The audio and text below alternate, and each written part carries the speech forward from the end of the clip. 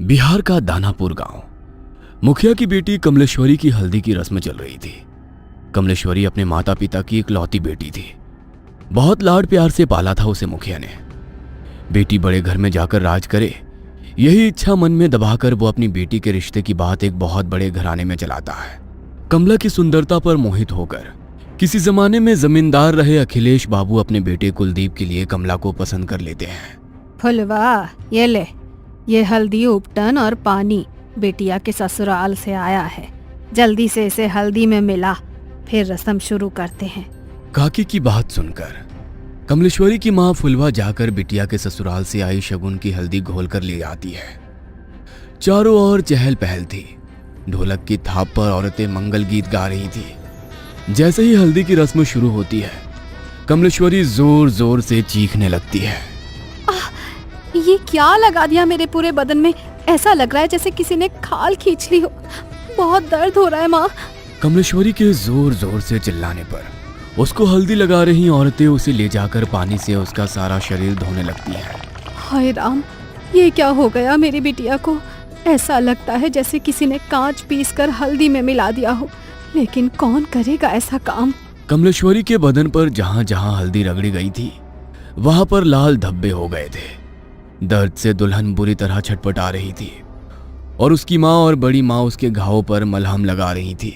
छोटी, मुझे तो ये कोई सामान्य घटना लगती है। अरे घर में बाहर का है कौन? ऐसे कौन बिटिया की हल्दी में कांच मिला गया? कोई छोटी मोटी बात है क्या?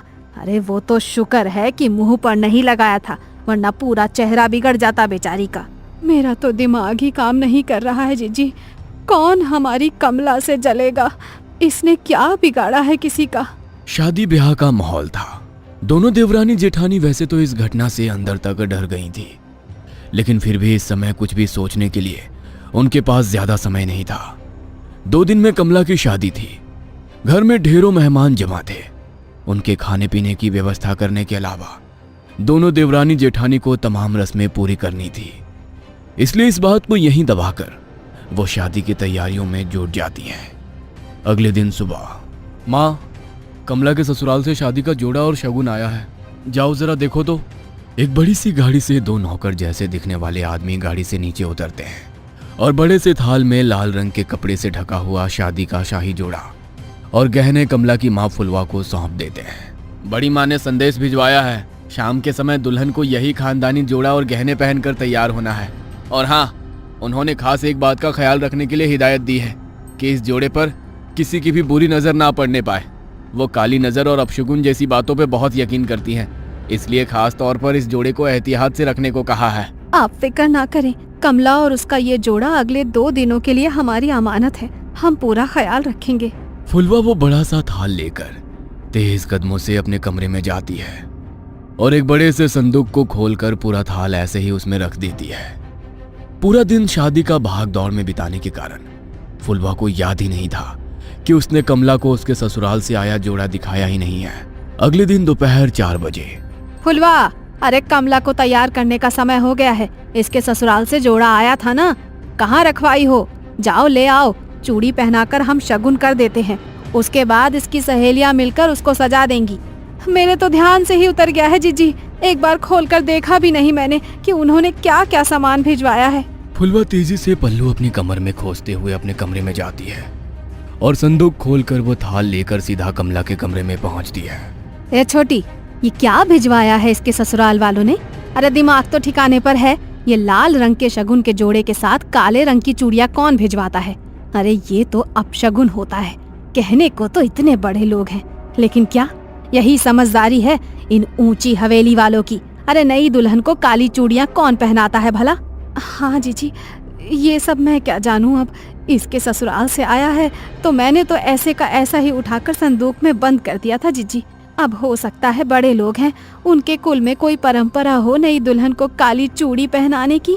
अरे आधी जिंदगी बीत गई है हमारी, हमने तो कभी नहीं देखा कि किसी दुल्हन के लिए ससुराल से काले रंग का जोड़ा या चूड़ियां आई हो। अरे शादी सिर्फ उनकी बहू की नहीं हो रही, अरे हमारी बिटिया की भी हो रही है। मैं तो कहती हूँ कि काली चूड़ी को हटा दे और लाल चूड़ी पहना इसे सुहाग जोड़े के साथ। अरे नहीं जीजी, वो जो नौकर आए थे ना इस जोड़े के साथ, वो खास तौर पर कह गए थे कि छोटी बहू जी को यही जोड़ा पहनाकर तैयार करना है। कमला की माँ की बात सुनकर उसकी जेठानी कमला के हाथों में वही काली चूड़ियां पहना देती है। कमला के ससुराल से आया हुआ लहंगा बहुत ही शानदार था। लहंगे को देखकर ऐसा लगता था जैसे किसी रानी महारानी की पोशाक हो। जैसे ही कमला की सहेलियां दुपट्टा कमला को पहनाने लगती हैं, तभी एक सहेली जोर से चीखती है और वो 2 कदम पीछे हट जाती है। क्या हुआ मीना, तू चिल्लाई क्यों? ये देख, तेरे दुपट्टे का एक कोना गायब है। ऐसा कौन करता है? इस तरह का कटा फटा लहंगा दुल्हन को कौन भिजवाता है? कमला की सहेली की चीख सुनकर फुलवा एक बार फिर दौड़ते हुए बेटी कमला के कमरे में आती है और जैसे ही वो दुपट्टे का कटा हुआ कोना देखती है, अपना माथा पकड़ लेती है। हाय राम, ये क्या अपशगुन हुए जा रहे हैं? मुझे तो समझ ही नहीं आ रहा। भगवान, ऐसी क्या भूल हो गई है हमसे? पता नहीं इस कमला का ब्याह शांति से निपटेगा या नहीं। अरे माँ, जाने दो ना, जिसने सिला है उसी से गलती से कट गया होगा। और ये माधुरी है ना, ये ऐसे पहनाएगी कि ये हिस्सा नजर ही नहीं आएगा। बेटा गलती से कटता तो ऐसे ना कटता। तेरा दुपट्टा देखकर साफ समझ में आ रहा है कि किसी ने जानबूझकर इसका एक दुपट्टा काट कर निकाला है। अरे माँ जी, ऐसा क्यों करेंगी? और ऐसा तो हो नहीं सकता कि यहाँ भेजने से पहले उन्होंने लहंगा देखा ना हो। जरूर दर्जी से गलती से कट गया होगा। फुलवा अपने पति के पास जाकर, ए जी, सुनिए ना, कुछ तो अपशगुन हो रहा है, कुछ तो है जो ठीक नहीं है। हम ये शादी करके ठीक तो कर रहे हैं ना? बार बार ऐसे संकेत मिल रहे हैं कि कुछ अनहोनी होने वाली है। अरे तुम औरतें बस शगुन अपशगुन ही करती रहो हर समय। इतने बड़े घर का रिश्ता ढूंढ कर लाया तेरी बेटी के लिए। नौकर चाकर राजमहल सब है उनका, और क्या चाहिए तुझे? सारा जीवन दिया लेकर ढूंढोगी तब भी ऐसा लड़का नहीं पाओगी अपनी बेटी के लिए। हाँ। पति की गुस्से से भरी आवाज सुनकर फुलवा चुपचाप जाकर मंडप सजाने लगती है। जयमाल के लिए पूरी तैयारियां हो चुकी थी। कुलदीप आकर अपने स्थान पर बैठ गया था। दूसरी ओर से कमला को उसकी सहेलियां पकड़कर मंडप की ओर ले जा रही थी। कुछ पल पहले शर्म से लाल होता उसका चेहरा धीरे धीरे बदलने लगा था। अचानक ही उसके चेहरे के हाव भाव बदलने लगते हैं और वो उसका हाथ पकड़कर लेकर आती उसकी सहेलियों को पूरा जोर लगाकर दूर धकेल देती है। देखते देखते खूबसूरत तरीके से सजे अपने बालों को नोच नोच कर वो बाहर निकालने लगती है और जोर जोर से चीखने लगती है। कमला बेटा, होश में आ, क्या हुआ है तुझे? कमला बिटिया, अरे बेटा बोल ना, क्या हुआ है? तू ऐसे क्यों चीख रही है? बोल तो। मुझे बहुत दर्द हो रहा है माँ, कुछ है मेरे बालों में, कुछ है इसमें। बेटी के इतना कहते ही उसकी माँ और बड़ी माँ तेजी से उसके बालों को खोलकर कुछ देखने लगती हैं। तभी बालों का एक बहुत बड़ा सा गुच्छा जमीन पर गिरता है, जिसे देखकर फुलवा की चीख निकल जाती है। बड़ी माँ कमला के बालों को देखती है तो पाती है कि सर के एक हिस्से के बाल पूरी तरह से गायब हो गए हैं और वहां पर एक गोल घेरा जैसा बन गया है। अरे ये कैसे हो सकता है? अरे ऐसे कैसे अपने बाल टूटकर जमीन पर गिर पड़ते हैं? किसी की काली नजर लगी है हमारी बच्ची की खुशियों को। अरे इतनी सारी बातें एक साथ होना कोई संयोग नहीं हो सकता। कमला अभी भी घबराकर अपनी माँ के गले लगी हुई थी और जोर जोर से रो रही थी। फुलवा, बिटिया को ले जाओ और जाकर इसका हुलिया ठीक करो और फिर से जयमाल के लिए लेकर आओ। समय निकला जा रहा है, दामाद जी इंतजार कर रहे हैं। पता नहीं, लगता है आज का मुहूर्त ही गलत है। आप बिल्कुल भी फिक्र मत करिए बहन जी। कमला अब सिर्फ आपकी जिम्मेदारी नहीं है, वो हमारे घर की बहू भी है। मैं समझ सकती हूँ कि उसके ऊपर इस घटना का कितना बुरा प्रभाव पड़ा है। हमसे जो संभव हो सकेगा हम वो सब करेंगे, लेकिन फिलहाल मुहूर्त निकला जा रहा है।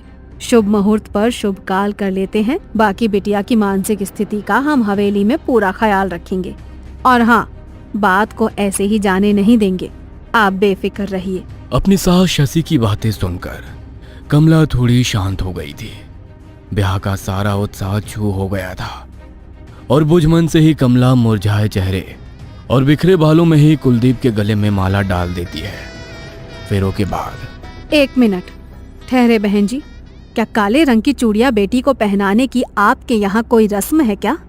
अरे नहीं, उल्टा हमारे यहाँ तो बहुत अपशगुन मानते हैं, लेकिन आपने भिजवाई तो हमने मजबूरन पहना दी। हमें लगा नहीं पहनाएंगे तो शायद आपको बुरा लगेगा। क्या बात कर रही हैं आप? हम बहू के लिए काली चूड़ियां क्यों भिजवाने लगे भला? जरूर आपको कोई गलतफहमी हुई है। मतलब आपने कमला के लिए ये काली चूड़ियां नहीं भेजी थी? हरगिज नहीं, हमने तो लाल रंग का राजस्थानी चूड़ा भेजा था, खास तौर पर मंगवाया था बहू के लिए। सारी घटनाएं एक बहुत बड़ी अनहोनी की ओर इशारा कर रही थी। आपके घर पर ही लगता है किसी ने कोई काला जादू किया है, तभी तो आपके घर में रखे सामान पर ये सब हुआ। मुझे लगता है कि कमला की भलाई इसी में है कि वो जल्द से जल्द घर से दूर चली जाए। तुम ठहरो छोटी, मैं जरा पहले बिटिया की नजर उतार देती हूँ, उसके बाद कमला की विदाई करेंगे। बड़ी माँ दौड़ कर जाती है और कुछ सामान अपनी मुट्ठी में लेकर कमला के पास आ जाती है। मनी मन मंत्र बुदबुदाते हुए वो 5 बार कमला के ऊपर से मुट्ठी में लिया हुआ वो सामान उतारती है और आखिरी बार जैसे ही वो कमला के सिर पर से नजर उतारने के बाद उसके माथे को छूती है, उसे एक जोरदार झटका लगता है और वो उछलकर दूर जा गिरती है। ये सब देखकर सभी लोग स्तब्ध थे, जुबान जैसे हलक में अटक गई थी। समझ ही नहीं आता कि आखिर हो क्या रहा है वहाँ। कमला बेटा, तुम ठीक तो हो ना? अच्छा हमें बताओ, अभी तुम कैसा महसूस कर रही हो? ठीक हूँ मैं माँ जी। चिंता मत करो, उनका पैर फिसल गया होगा इसीलिए गिर पड़ी। अपने मन में कोई वहम मत लाओ। शशि अपनी समधन फुलवा के पास आकर कहती है, अभी तो हम बहू को लेकर अपने घर जा रहे हैं। हमारे दरवाजे पर भी तमाम रिश्तेदार जमा हैं। इस समय तो चर्चा करना ठीक नहीं होगा, लेकिन बहू की मुंह दिखाई के बाद हम पता करते हैं कि आखिर बहू को समस्या क्या है। तब तक आप भी कोई जानने वाले आदमी को बुलाकर अपने घर का शुद्धिकरण करा लीजिए। जी बहन जी, ठीक कह रही हैं आप। वैसे हमारे बड़े बुजुर्ग कहते हैं कि शादी विवाह में अगर पूजा पाठ में कुछ गलती हो जाए ना तो पितृ नाराज हो जाते हैं, और कई बार पितरों के नाराज होने पर भी कई तरह के अपशगुन हुआ करते हैं। हो सकता है जो कुछ हम सोच रहे हैं वैसा ना हो और ये सब पितरों का ही क्रोध हो। हम पितरों की शांति के लिए भी हवन करेंगे, आप लोग फिक्र मत करिए। दोनों समधन गले मिलकर एक दूसरे से विदा लेती हैं और बारात कमला को लेकर विदा हो जाती है। ससुराल आने के बाद बहू की गृह प्रवेश से लेकर मुंह दिखाई तक की सारी रस्में बहुत ही शांति से संपन्न हो जाती है, जिससे शशि और कुलदीप के मन को बड़ी तसल्ली मिली थी। उन्हें लग रहा था कि शायद जो भी बला थी वो बहू के मायके में ही पीछे छूट गई और ये सब शांत हो गया हो। लेकिन कहते हैं ना, जब कोई बहुत बड़ा तूफान आने वाला होता है ना, तो उससे पहले एक लंबी खामोशी होती है।